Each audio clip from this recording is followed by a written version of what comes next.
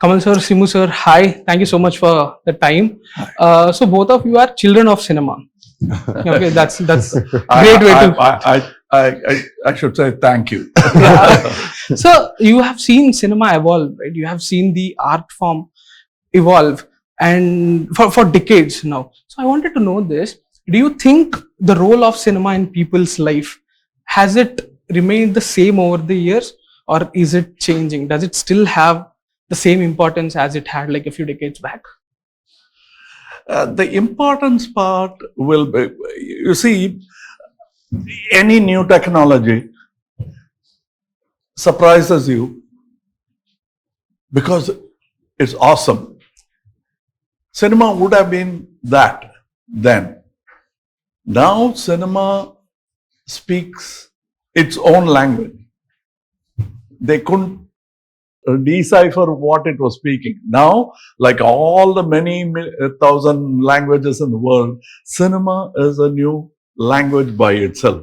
I saw it becoming that language. Even before I could start directing, it had already become a language, an international language, one language for the world.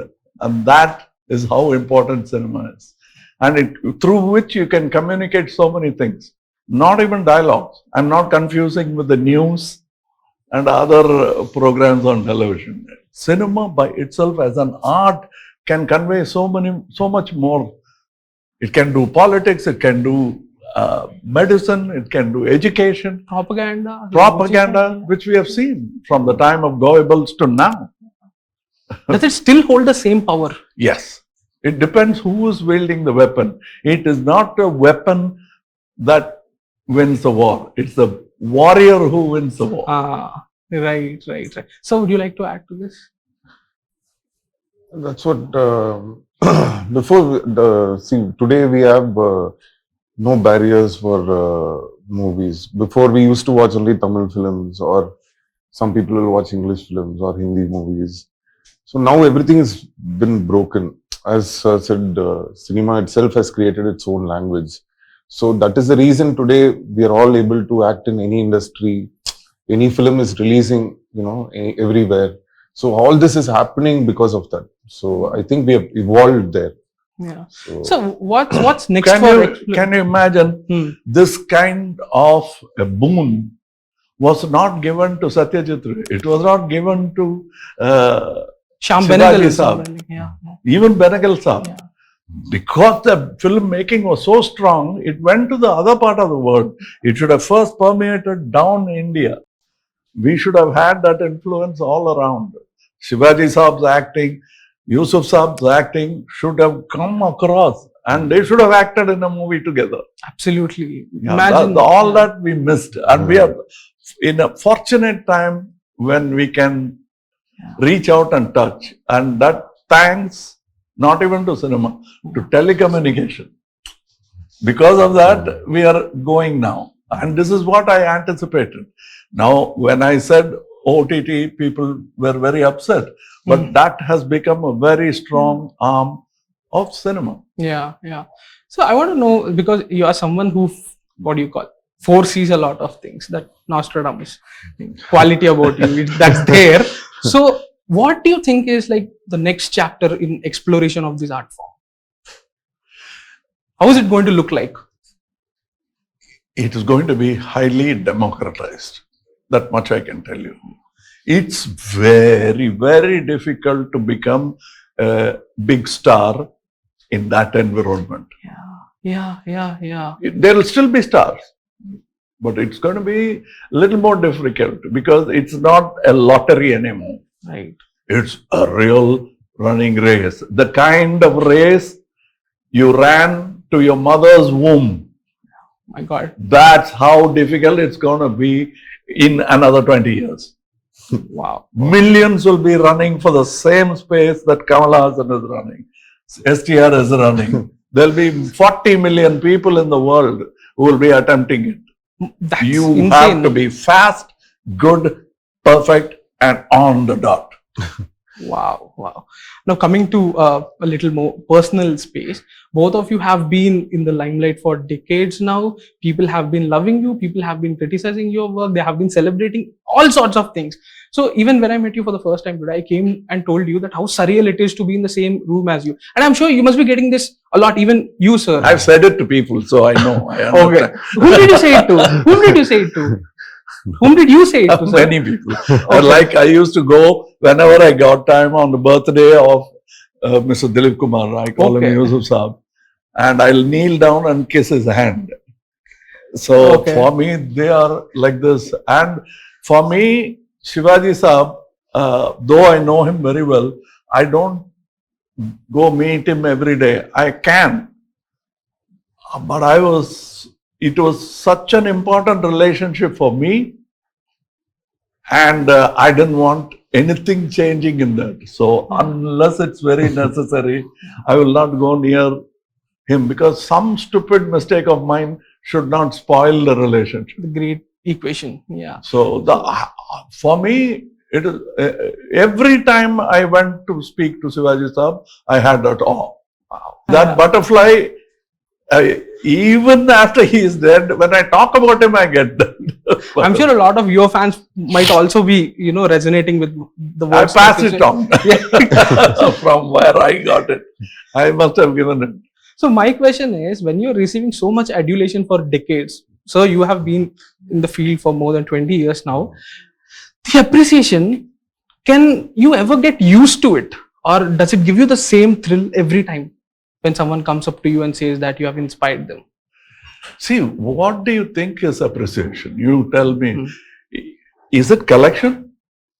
No, I'm talking about the impact on individuals. Impact on individuals, nothing to do with the box office. Yeah. So the impact that I've had on Shivaji Saab is not because of his successful films only. Yeah. Some of the films that Shivaji Saab did not make it commercially are my favorite films. Yeah. Because it's an artist that matters to me. Absolutely. I lament the failure of a good film. For me, I heard Satyajit Ray Saab's interview. The other film didn't do commercially well. Satyajit Ray is talking about commercially well. Where are we? I was thinking about that. Yeah. I think he was talking about one of his films. So ultimately, there's nothing wrong with being commercial, but the thing that you spoke of, finding a place that money can't buy. Absolutely, it can't. There must be something else. If NTR Garu found a spot that's more than just the collection. Yeah. There's something else that has touched them. Yeah. Simu sir, how do you feel like after 2 decades when someone comes and tells you that, sir, I love your work? I'm sure so many people must have told you, right? Does it give you the same thrill even today? No, actually, I think generally what happens is we get a lot of comments, like people when they see you, they'll say you did a great performance. Kamal sir, I loved your Appu character. Like that, a lot of people will say. But I think as an actor, when we get that high is when somebody notices something specifically which we have done in the film, which we had put so much effort to it, which people won't generally notice. So those kind of things, when somebody, when they notice that and when they tell you that, in that particular shot, we never expected you to, do this. So that gives us, okay, they have noticed our work. So that gives you a very good... and another thing is getting it from the peers and genuinely. Correct. Because everybody wants to be nice. They won't say, I saw the film, I didn't like it. Very few will say that, unless you're very close. Yeah. So, but genuinely when somebody says that. And it will never be loud or with too many words. If a good actor, Shivaji Saab, touches me and says, that's all he'll do.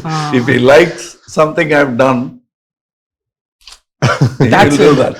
Because he can't do this and he has seen so many. But when he does that, sir, Oh, he'll do that. That says a lot. That is like 200 theaters applauding. Wow. Now, I just wanted to mention this. You spoke about finding details and all, right? So I was blown away when you mentioned that, speaking about sync sound, there is a very old interview of yours where you're talking about sync sound and you're explaining to people. So what sync sound means is, generally when actors are performing, you see a mic. And you take the example of Mr. Mani Ratnam's Alai Paide, where you see the mic. And people were like, dude, I have seen this movie 20 times, but I still haven't noticed that. Simu has pointed it out. So this man is really a student of cinema. So when you said that, I think in Thug Life press meet, that when you were acting in Chakka Chivandavanam, it was initially tough for you to understand Mr. Mani Ratnam's process. It took you took some time, and then it eventually got easy. So what exactly does an actor have to do in order to prepare for a Mani Ratnam film? I think it differs from directors to director. I think when people tell us that, for example, when we say Kamal sir has done great in this film, that film, if you see his acting will be different in every film, that the director also is very important, because if they want us to act in a particular way, that's how we are going to, perform. So when people tell us in this particular movie you have done, very well, means I think the credit also goes to the director. Right. Because the director is the one who tells you what is the rhythm. And it is not STR, it is not me. Even Brando says that about Bertolucci. So this guy, it's a conversation, they've kept it in another film about the film. Last Tango in Paris. Yeah, it was very infamous for Bertolucci, about Bertolucci in Chittanadi. It's such a great compliment coming from an actor like Brando. He says, this guy is able to bring it out in me. That's what he's saying. The same rules. And for Mani sir especially, we should not basically act. Okay. That's what we will. No, that is the international rule for cinema. Cinema, Ben Kingsley has said it. The camera doesn't want to see an audition. It's the directors who want to see the audition. Do all your acting for the director. When the camera, stop acting. Wow. Because the camera is looking for a character. They don't want to see you act. Correct. Okay. That is the world rule for actors. So you have worked with so many directors, and you said that you picked up one trait from Mr. Balu Mahindra. That is, you don't say start or action. You wait for that moment to cut, because he knows exactly, in your words, you said that he observes like a hawk. He knows exactly where to cut, because that one extra moment can tell 100 stories. And you don't know, because Balu Mahindra Garu is also an editor. Right. And a cinematographer. So he is looking for that moment, which might be a bat of an eyelid, or she scratches, and it may not be part of the scene, but somehow it would have told him that this is very interesting. So he won't cut the shot. Right. Certain times the cut is very decisive moment. Precise. Yeah. Because you lose something. If you're in a hurry, say cut, you're not just assembling. That's what Hitchcock says, I don't photograph people talking. Photographs of people talking is cinema, but I don't do that. I want characters, and it shouldn't be photographed. There should be movement. Otherwise, it's a still photograph. Yeah. I don't want talking heads. Absolutely. I want something happening in my frame. Absolutely. And you said that you and Mr. Mani Ratnam, you sitting on parked bikes, you guys spoke about so many things, and you could only achieve 25% of what they spoke about, which is Nayagan and Thug Life. Please tell me what those conversations were like and what we were deprived of. No, you're not deprived of. Every film that we were scared to do are the films that were deprived to us. Scared of what? We are scared also as audience. We are not even scared of the audience. We are scared of an invisible fortress called the market. It's not even a fortress. I've seen many great warriors come and destroy it and walk out and create a new fort. Bharat Raja was one such man. Balachandran was one such man. They created a new era. K. Vishwanath Garu did that. Chandiala garu. Huh? So many people, they changed the face of Telugu cinema. A few directors. Yeah. And speaking of audience, sir, you always quoted that Chaplin called audience multi-headed. A multi-headed monster. Yeah. Do you think we as audience have become more receptive to a wider range of stories now? You've grown more heads. So it's more complicated. It's more complicated. At least Chaplin had a choice of choosing a group. Even these groups are changelings now. They keep changing forms because they have so much choice and they have so much information. They'll Google the cinema or they'll Google the one line of a film and find out how many other films have the same story. Yeah. So it's hard to stand out than ever before, right? That's what I'm saying. So to become a star in future is not going to be easy. Even for us. You guys are already stars. Even for us. Because as I go forward, there'll be more and more talents coming. First, I must realize that I cannot play all roles. If you play, it will be farcical. You cannot be serious about it. So coming from you, this is a bit... That is Dasavtaram. Yeah. But you look at the line of humor in that. The whole film has a humor because that is the only way you can do. Otherwise, if you want to really make a serious film, it should be made with people, not even with characters. They should look like a person. It looked like feel like you looked out of a bus and saw an accident. Yeah. Not a circus. So last question.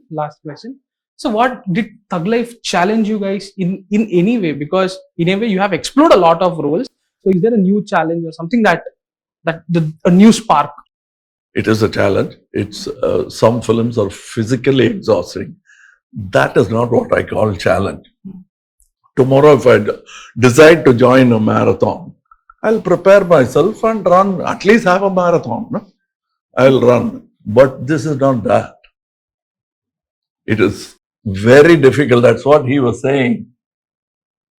You'll have to understand a director like Mani Ratnam, and it's all mind work, mostly. Right. Physical work, everyone, including Mani Ratnam, is doing it on the set. Yeah. As much as us, he also works. If we have to walk on a ground, he would have walked that ground at least 20 times. From here to here, ikkadi nunchi ikkada varaku meeru vastunnaru ani maaku direction ivvadaniki, he would have tried that at least 3 times. Once by himself, once to tell the cameraman, then to tell the assistant. At least minimum he would have tried it 3 times. And so it is to understand the spirit of Mani Ratnam. It's all brain work and you'll see it. Wow. So for me, that's what it's like. Nothing. It's not like it was very tough, as sir said. That's a part of our job, like doing actions or in the sun or getting hurt during a fight sequence or all that. For us, the main thing is like, are we 100 out of 100 bringing out exactly the character's emotion? Are we conveying that properly? Are we doing it like how we regularly do it? When somebody asks you, this is the reaction which I regularly give for something. Yeah. But here I can't give that reaction. Stock expression. Yeah. So here I have to be that particular character. And maybe that character will not look at the camera. That character will be looking down. So you have to do that. You can't be like, okay, the camera is here. If I turn down and if I give that expression, my expression won't be seen. But that character will give that expression like this only. So that's what we've been trying to do it. And Mani sir wants only that. Okay. He doesn't want anything cinematic. It has to be real. It has to be convincing. That so that was challenging. I mean, in finding out a lie, a camera is better than even my own mother. It will defeat even my mother because you cannot lie to the camera. Camera catches everything. And acting is lying. So you'll have to stop acting to make the camera believe. Wow, that's beautifully put. So thank you so much. 15 minutes, two amazing guests. This was a thriller for me. Thank you so much, sir, and can't wait to watch Thug Life. Thank you so much. Thank you. Thank you.